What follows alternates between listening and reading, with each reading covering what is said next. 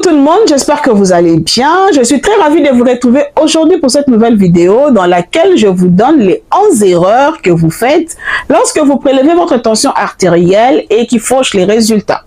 Installez-vous confortablement parce que ça commence maintenant. La pression artérielle, qu'on appelle communément tension artérielle, est la pression qui s'exerce à l'intérieur des artères ou des vaisseaux pendant la circulation sanguine. Ou soit la tension artérielle est la force avec laquelle les cœurs pompent pour envoyer le sang dans les artères et les vaisseaux.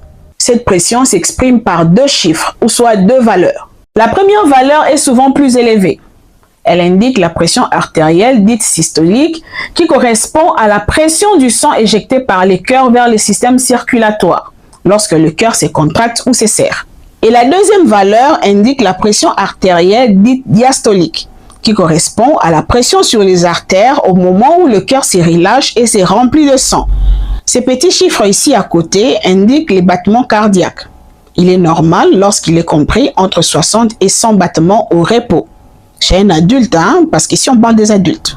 Alors, les systoles et les diastoles sont les fameux bruits du cœur que vous entendez lorsque le cœur bat. Ils ressemblent à ça.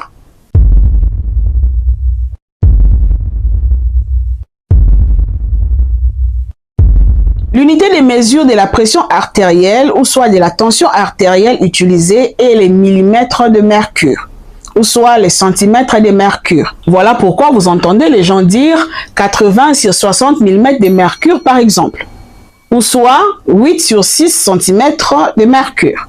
La mesure de la pression artérielle est sans doute l'un des gestes les plus pratiqués en clinique quotidienne. Et sa réalisation permet d'apprécier la façon dont le sang circule dans les vaisseaux, ainsi que la force qui affecte le flux sanguin, comme on a dit tantôt, mais aussi constitue l'élément de référence pour le dépistage et la prise en charge de l'hypertension artérielle et de l'hypotension artérielle. D'une manière générale, on parle de l'hypertension artérielle lorsque la pression artérielle systolique est supérieure ou égale à 140 mm de mercure.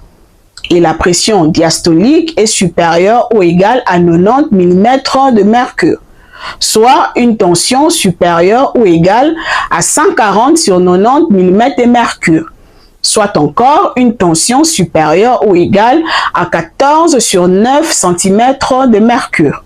Et on parle de l'hypotension artérielle lorsque la pression artérielle systolique est inférieure à 90 mm de mercure. Et la pression artérielle diastolique est inférieure à 60 mm de mercure, soit lorsque vous avez une tension inférieure à 90